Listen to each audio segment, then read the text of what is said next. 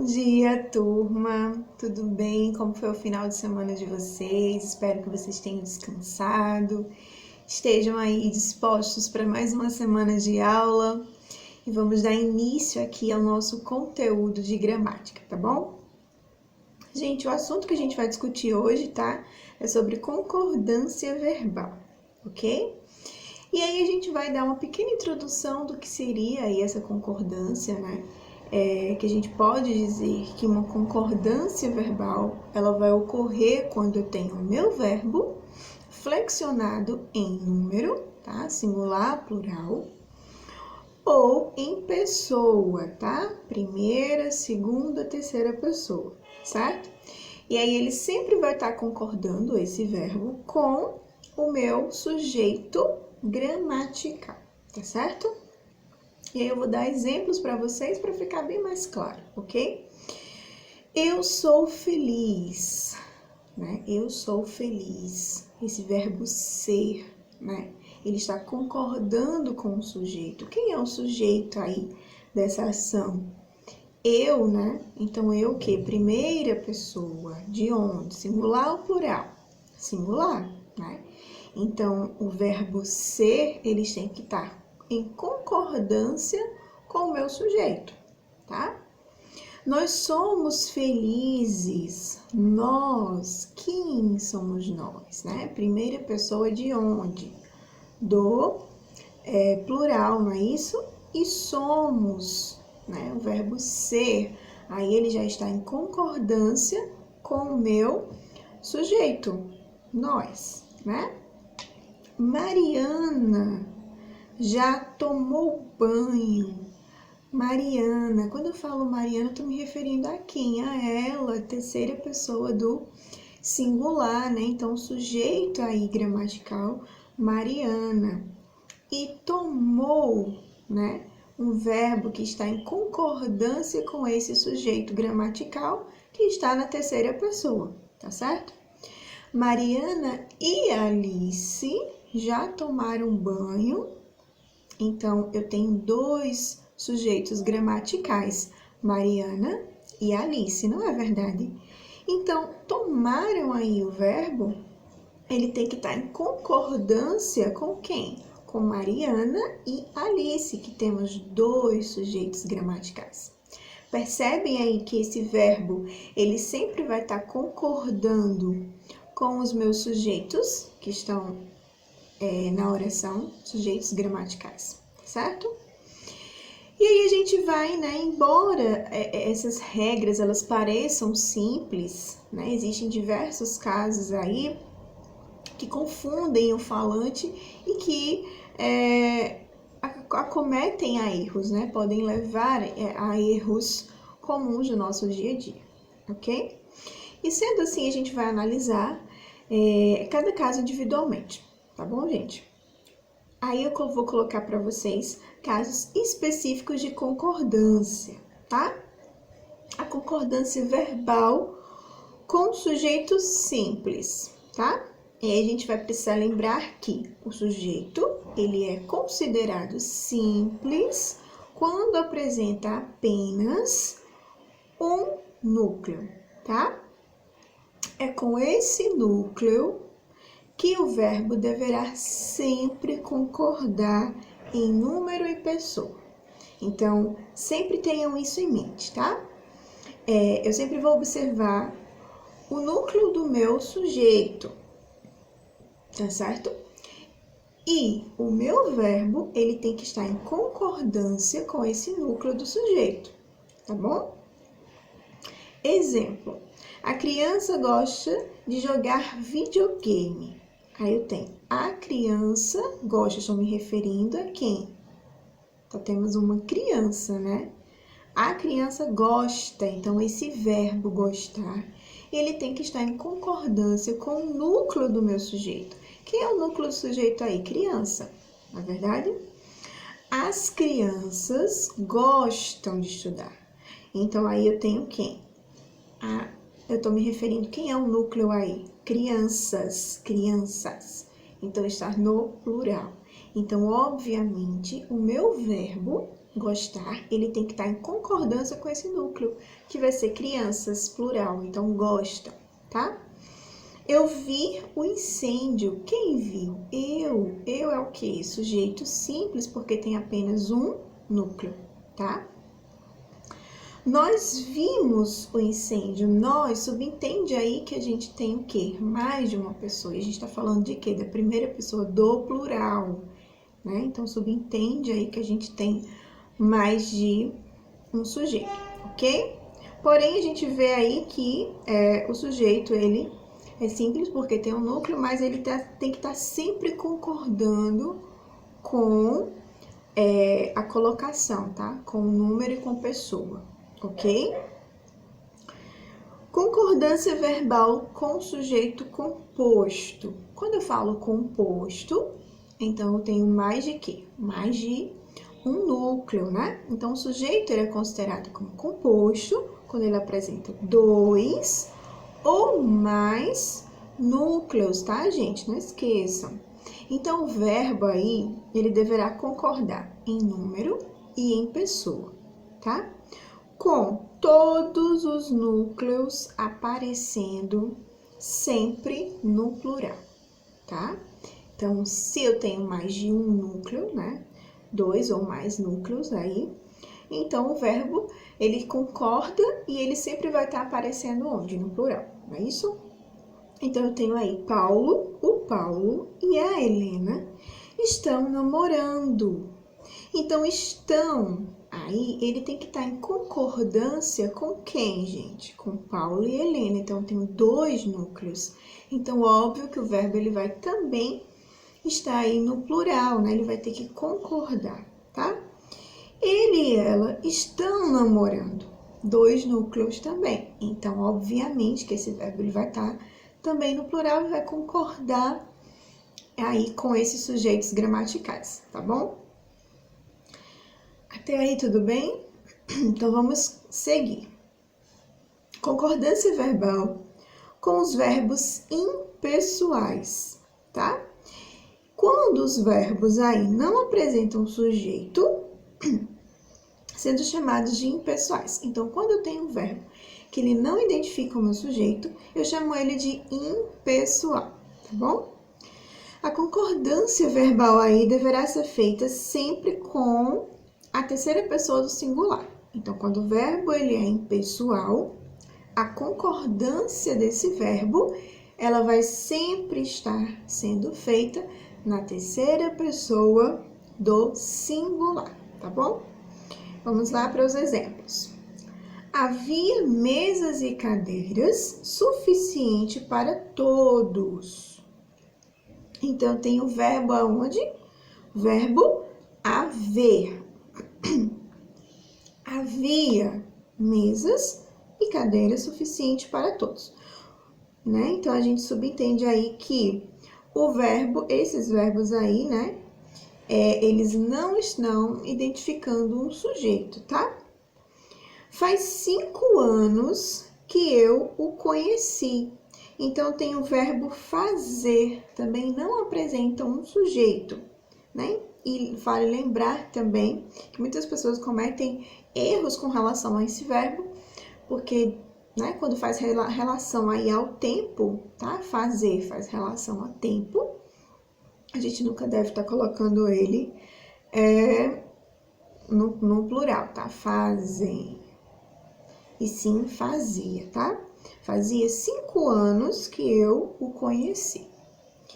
Chovia todos os dias. Aí a gente tem verbos de fenômenos da natureza, fenômenos atmosféricos, né? Eles também são verbos impessoais, tá? E eles sempre vão permanecer na terceira pessoa do singular. Ok, gente? A concordância verbal com a partícula se, tá? Olha só. Ocorre, sobretudo, quando temos a palavra se, tá? Sendo partícula apassivadora. A concordância verbal, ela vai ser estabelecida com o sujeito paciente, variando em número, em primeira, segunda ou terceira pessoa, tá? Quando eu falo partícula apassivadora, né? A gente vai para o exemplo para ficar mais claro para vocês. Vende-se apartamento. Então, quando eu digo vende-se apartamento, apartamento aí ele está no singular, né? Então, o verbo também vai permanecer. Mas aí a gente percebe o quê? Nós temos o se. Esse se é uma partícula apassivadora, tá? Ela vai estar demonstrando aí um sujeito que está sofrendo uma ação. Quem está sofrendo a ação de ser vendido? O apartamento, tá? Vendem-se apartamentos. Aí esses apartamentos, eles passam, né, para o plural, porque são muitos. E, obviamente, o verbo também vai ter que estar concordando. E aí a gente tem a partícula se, que ela não vai sofrer alteração, tá? Ela vai apenas indicar que ela vai estar determinando quem é o sujeito aí, tá certo? Olha só, vendem-se, tá? E vende-se, todos vão vir com a partícula apassivadora. E aí, quando que ocorre isso, né? Ocorre também quando nós temos uma palavra, se, né, que seria essa partícula, sendo essa partícula que vai indeterminar o sujeito, ou ela vai ser indeterminadora do sujeito, tá? A concordância verbal, ela é sempre estabelecida com a terceira pessoa do singular, tá certo? Precisa-se de emprego. Precisa-se de empregados, tá? Então, observem aí que ela vai estar indeterminando o sujeito quando eu falo. Precisa-se de empregados. Eu não estou dizendo quais são os empregados ou quem são os empregados. Estou apenas dizendo que precisa-se. Pode ser qualquer empregado, tá entendendo? Vende-se apartamentos, como a gente colocou aí no exemplo. Vende-se apartamentos, mas a gente não especifica aí, né? Então, a gente tem essa partícula que vai indeterminar o sujeito, tá certo? E a gente vai para a concordância verbal com o verbo ser.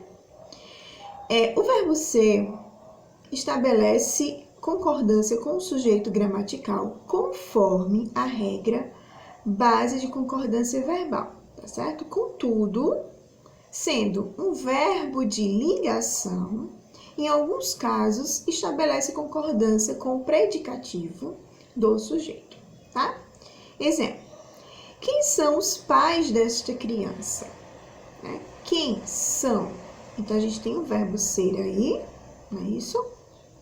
Que ele vai estar em concordância com o predicativo do sujeito. São 9 da manhã, até parece que tudo são rosas. Tá? Então, ele sempre vai estar aí concordando, sem ser um verbo de ligação, tá certo? E aí, a gente vai para a concordância verbal com o verbo parecer.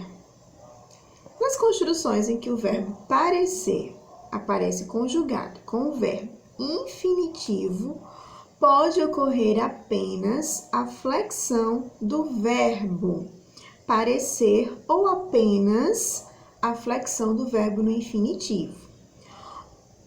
O erro ocorre quando é feita a flexão dos dois verbos em simultâneo, ao mesmo tempo. Então, ocorre um erro aí quando a gente flexiona dois verbos ao mesmo tempo, tá? Os cachorros pareciam entender a dona.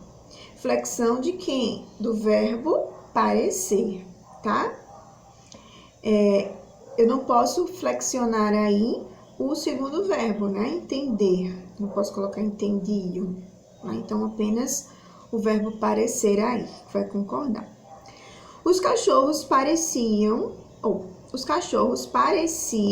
entenderem a dona. Flexão do verbo no infinitivo, tá?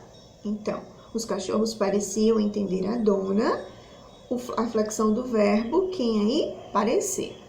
E os cachorros pareciam entenderem a dona, a flexão do verbo no infinitivo, tá? Concordância verbal com os verbos dar, bater e soar, tá? Com os verbos dar, bater e soar, a concordância verbal é feita com o sujeito da oração se for dada ênfase ao substantivo, tá? Sendo dada ênfase ao verbo, a concordância verbal é feita com o numeral, tá, gente? Então, se eu tenho esses três verbos aí, dar, bater e soar, e se a concordância for feita com o sujeito da oração, eu vou dar ênfase a quem? Ao meu substantivo. Mas, se eu der ênfase ao verbo, a concordância verbal é feita com o numeral, tá? Singular ou plural. O relógio da torre deu 11 horas. Eu estou concordando com quem? Com o sujeito, né? O relógio deu. Então, aí esse verbo concorda com o sujeito. Deram 11 horas no relógio da torre. Eu estou dando ênfase a quem aí? Ao meu verbo. Então, a concordância aí vai ser com o numeral, tá? 11. Ok? Com o numeral que a gente vai falar, lembre-se sempre que vai ser o quê? Singular ou plural, tá, gente?